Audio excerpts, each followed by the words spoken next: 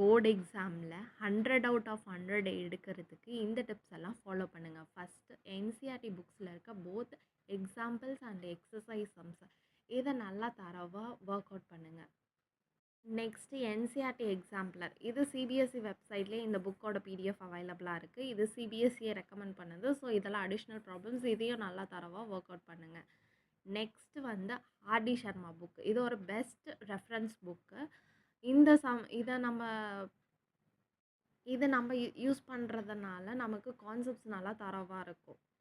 Next இதுதான் ரொம்ப ரொம்ப important, previous year question papers. Last 10 years previous year questions எல்லாம் வந்து ஒர்க் அவுட் பண்ணி நல்லா தரவாக இருந்துக்கோங்க. இதுதான் ரொம்ப இம்பார்ட்டண்ட்டான ஒன்.